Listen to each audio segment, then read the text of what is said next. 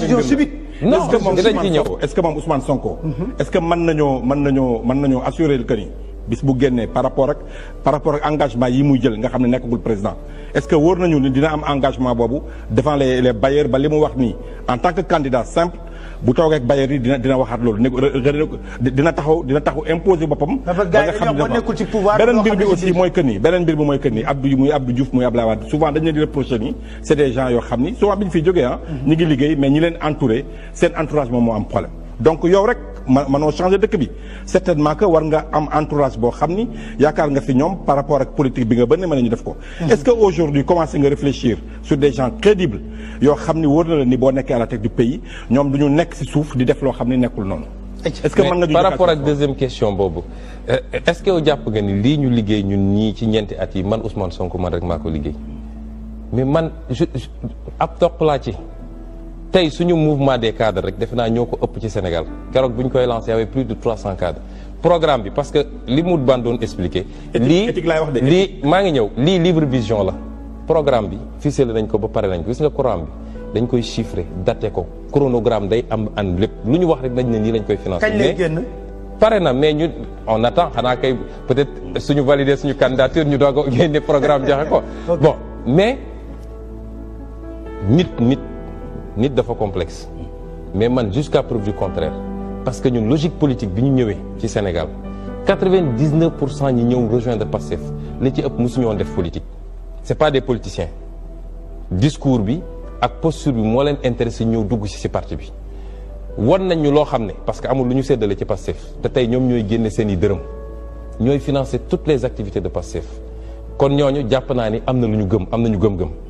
la ca des nag expérience à la pratique on verra mais man am naa certitude wala am naa une confiance parfaite et totale par rapport ak ñi ma àndal. deuxième bi da nga wax les bailleurs de fonds xam nga man dama la bëgg wax leen non ñaari question da nga koy yóbbaale si même fi veine bi la parce que xam nga yaa ngi wax loolu entourage mën nga yow est-ce que tey jii bu la falee di nga def li nga xam ne yenn poste de responsabilité appel à candidature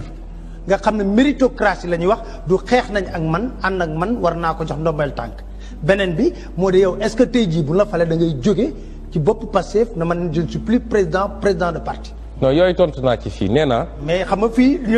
waaw li ma ci wax. déjà ci li ma wax ni dañu war a limiter drastiquement les pouvoirs du président de la République foofu laa tontu ci question boobu bokk na ci ni ñu koy limiter. mooy emprise bi président am parce que constitution bi dafa ne rek le président nomme aux emplois civils et militaires et cetera amul benn critère amul dara moo tax tey loo gis ci administration da ngay gis ku ñu épinglé IGE Cour des comptes nangam nag ñu jël ko nommé ko directeur wala directeur général moo tax ma ne tous les postes supérieurs dañuy def appel à candidature. poste supérieur c'est-à-dire. mooy les postes de directeurs généraux chefs d'agence et cetera. mën na gën a yaatu loolu sax. dañuy def des appels à candidature mu am des comités ad hoc. yow soo ko sa bopp déposé sa dossier keneen déposé ñoom ñu déposé seen dossier def un tri génne ci les 2 ou les 3 meilleurs ci profil déontologie dina dugg intégrité dina dugg rigueur au travail dina dugg compétence dina dugg ainsi de suite ñett yi ñu jàpp ni ñoo meilleur ñooy la ñuy teg ci table président de la république nga xam ne moom amatul choix dem tànn ku ko neex quel que soit ku mu signé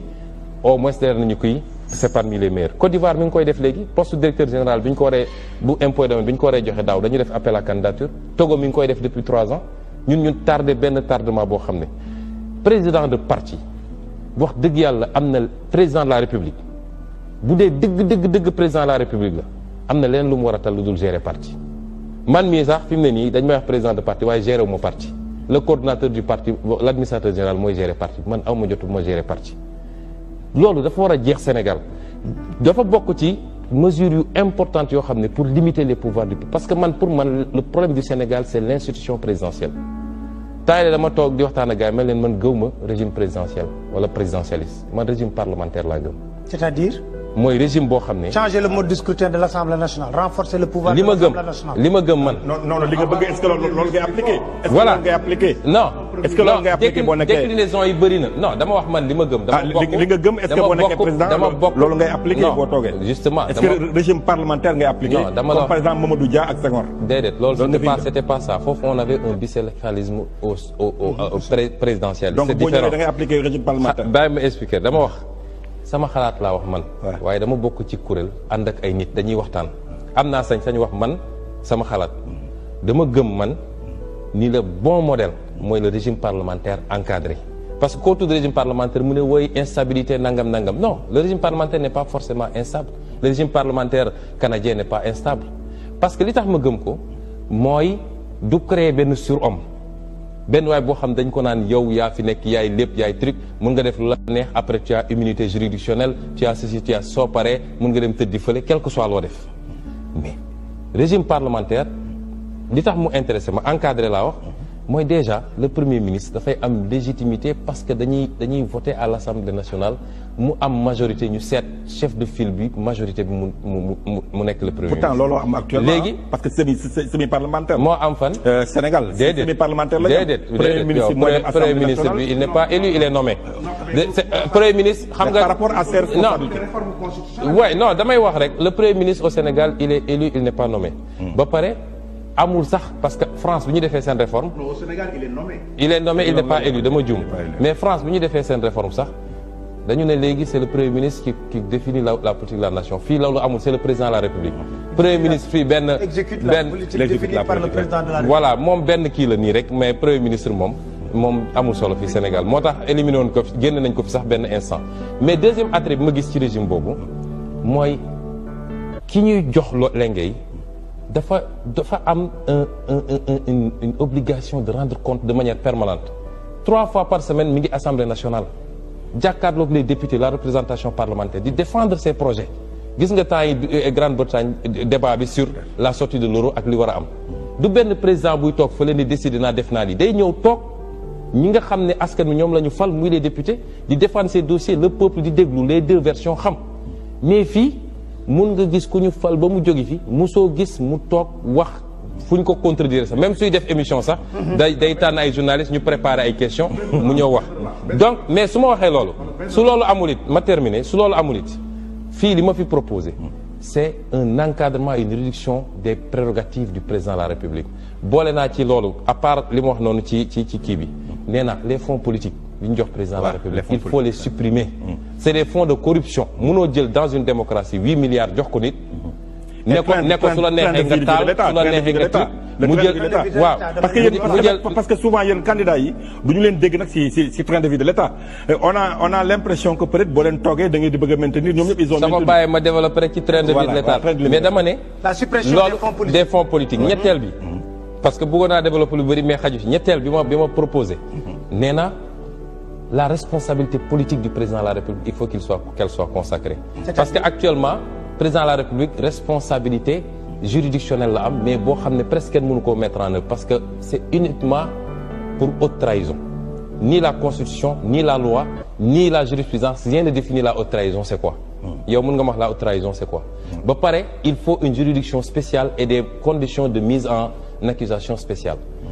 ñu ne à côté de la responsabilité juridictionnelle qu'on va préciser d'ailleurs parce que dinañu wax lan mooy haute trahison bind naa ci ay affaires yu bëri yoo xam ne fii pour man par exemple xam ni contrat bi waruma koo signer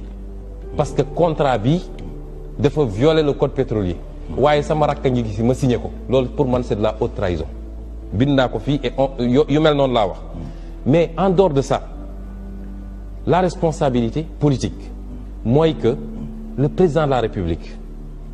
dafa war a am possibilité ñu destituer ko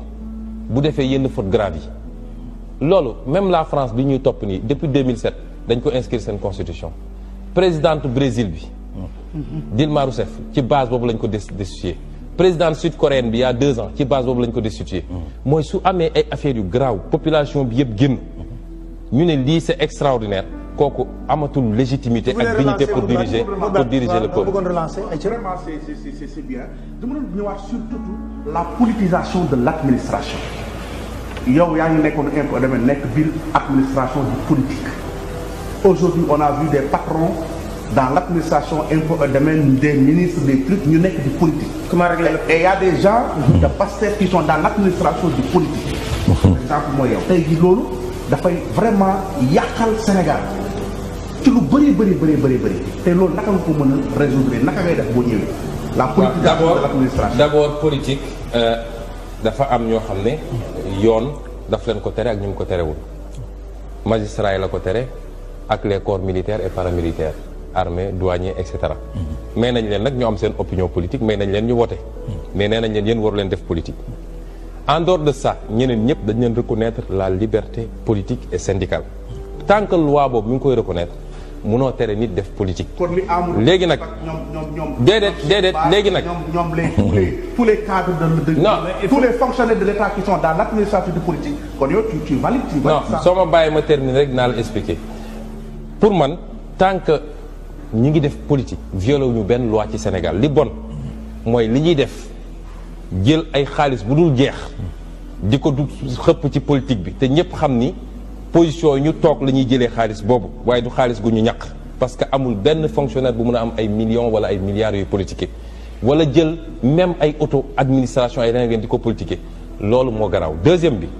man dama proposé dama ne fonctionnaire am na droit politique mais à un certain niveau de responsabilité il faut faire un choix pour man un directeur général warul def politique bu fës à un certain niveau ñooñu waruñoo def politique. mooy comme li nga gis rek nekk sur terrain bi.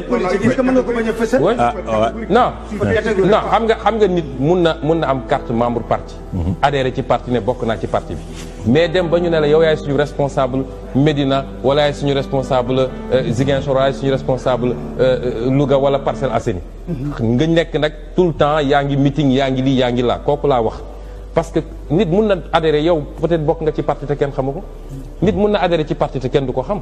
mais nga fës ci parti ba am ci ay responsabilité ci bureau politique wala responsabilité locale wala yu mel noonu kooku laa ne c'est incompatible ak yenn niveau de responsabilité yi et le fonctionnaire doit faire un choix moi quand j'ai opté pour faire la politique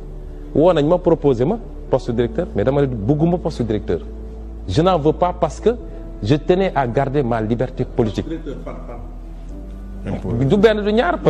directeur régional de Dakar proposé nañ ma ko bu impôt et domaine ak yeneen propose nañ lu raw loolu sax mais j'ai fait mon choix j'ai dit je considère que et avant loolu man 2008 lañ ma njëkk a proposé poste directeur boobu je n'avais que quoi ku génn 2001 2008 il y a 7 ans de carrière j'ai refusé parce que j'étais secrétaire général du syndicat ma jàpp ni ñaar yooyu c'est incompatible parce que dafa am yoo xam ne mënul ànd donc loolu moom dinañ ko proposer dinañ ko bind changer la loi pour dire que am na loo xam ne mënatul dem mënatul ànd. loolu donc apparemment yow da nga prévoir def ay réformes constitutionnelles yu bëri et des réformes de l'administration. mais administration c'est l'un des gros problèmes du Sénégal administration. te nag xam naa administration. et train xam nga sànq ba yaa ngi wax ci financement état bi maanaam train de vie est-ce que mën nañoo wax sa gouvernement ñaata ministre nga compté def ko président Macky Sall waxoon na ko 25 il l'a pas respecté est-ce que yow mën nañoo xaar par rapport ak li ngay wàññi ci train de vie de l'État ñu xam des actes forts yi nga xam ne di nga ko poser pour ñu wàññi dépenses yi nga xam ni ministres yi ak gouvernement bi ñu ngi koy engloutir. xam nga li leer ba leer. mën nañoo wax ñaata ministres du ma enfermé wu ci ay chiffres fii parce que am na loo xam ne ñu ngi koy finaliser am na chiffre boo xam su ma la ko waxoon sax di nga ne da ngeen wax rek waaye lii mënu leen ko def mais li leer ba leer. mooy am ay 35 ministres ak 30 ministres ak waxuma la nag les ministres conseils les ministres xawma lan envoyés spéciaux comme léegi loolu sax am na y a des envoyés spéciaux pour aller déposer des listes de parrainage avec rang de ministre yooyu day jeex Sénégal du yem rek foofu parce que ñii dañuy wax ministres yi mais am na lu ëpp loolu tey poste directeur généraux yëpp dañ ko doubler avec des agences ak yu mel noonu xoolal li nekk ci ambassades yeeg consulats yi gis nga les plus gros postes waxuma la nag les institutions yu amul benn njëriñ conseil économique social et environnemental kan moom mun a wax lan lay jëriñ Sénégal au conseil des collectivités territoriales lan lay jëriñ Sénégal au conseil du dialogue des territoires xaw ma lan ak lan foofu la problème yi nekk moo tax dans mes propositions institutionnelles j'ai dit il y aura l'exécutif il y aura le législatif troisième institution bi ma proposé dafa di benn institution boo xam ne suñuy réalité nationale laa bëgg ñu daje fa mooy nos institutions nos autorités religieuses et coutumières avis consultatif. Ousmane, parce que c'est important. question bi dama lay bàyyi nga continuer on va prendre les internautes certain nombre de questions nga tontuwaale parce que ñoom ci bëri na trop ñoo xam ne envoyé nañ ay questions mën nga continuer sa réponse. waaw donc ñun loolu bokk na ci train de vie de l'État ba léegi bu ngeen xamoon le gaspillage qu'il y a dans l'administration circuler dans Dakar rek est-ce que dina am koñ booy romb te doo fa gis benn véhicule AD bu ñu sànni foofu léeg-léeg benn pièce bu ndaw moo ci yàqu booy dugg ci service yi imprimante yeeg nangam dañuy sànni chaque fois ñu def ay commandes yu bees parce que ay deal la ci marché public yi ay facturation ay surfacturation chaque 2 semaines chaque 1 mois chaque 2 mois nga changer mobilier ñu ne imprimante yi màgget na ñu changer gars yi recyclé ko ñu yóbbu ko au niveau des domaines ñu jaay ko waa Pàcc Lambaay ñoom ñu wël ak ay prix yoo xam ne ñoom ñu wël baat jaay wala ay libanais wala neneen li ñuy yàq ci ay milliards foofu rek mën nga ci rationaliser loo xam ne kenn xamul lu mu toll surfacturation sur marché public yi j'ai démontré que am na mesures yoo xam suñ ko defee c'est 235 milliards d'économies chaque année ci surfacturation de marché public ay nit a koy séddoo ay hommes politiques ak ay hauts fonctionnaires il y a énormément d'axes yoo xam ne tey ma jox la ay questions fii am na kenn ku ne vous avez un esprit critique que j'aime bien mais j'aimerais savoir d'après vous qu'est-ce que Macky Sall a fait durant son mandat dont vous êtes totalement d'accord et que vous encouragez. man jàpp naa ni avec le président Macky Sall dañu am problème systémique man dama jàpp ni c'est à la base système bi mu andi moom programme bi mu tëral laa àndul man donc soo àndul ci benn programme c'est très difficile après ngay jeex ci biir programme bi ay affaires je considère que un programme comme le PUDC l'idée est très bonne mais jàpp naa ni waroon nañ ci def 2 fois 10 fois 20 fois plus de budget parce que Sénégal àll bi la ñu délaissé tey tu prends tu dis PUDC bi yëpp 300 milliards la woon je crois première phase bi pour les 12 autres régions ou les 13 autres régions alors que soo jëlee investissement diggante Diamniadio ak li ñuy tabax Diamniadio ak le TER rek tu es à presque 3000 milliards du simple au truc nga ne léegi yaa ngi jox yeneen régions yëpp ay truc loolu je crois que l'idée est bonne mais ci financement bi des na soo ma laajee également ci wàllu nu mu tudd l'idée de faire d'autres pôles c'est une bonne idée mais c'était pas Diamniadio le choix ñun on a théorisé les pôles de développement économique lan moo tere woon ñu dem Mbacké wala ñu dem Kaolack wala ñu dem Ziguinchor wala parce que soo bëggee da nga presqu'île du Cap-Vert lu ndaw la il fallait désenclaver marocains yi bi ñu ko bëggee def dañu ne ñun léegi on veut aller vers l'émergence donc naka la ñuy def ba Tanger ñu def ko benn pôle Rabat ñu def ko benn pôle Marrakech ñu def ko benn pôle Casablanca te benn bu nekk c'est distant de combien de kilomètres bu ci gën a tuuti c'est 90 kilomètres ay 200 kilomètres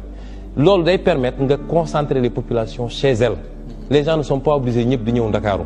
nga créer fa nag pas waxuñu nga ñëw tabax fa ay immeubles de mais des pôles de développement économique la ñu wax c'est-à-dire région bu nekk da ngay xool luy potentialité am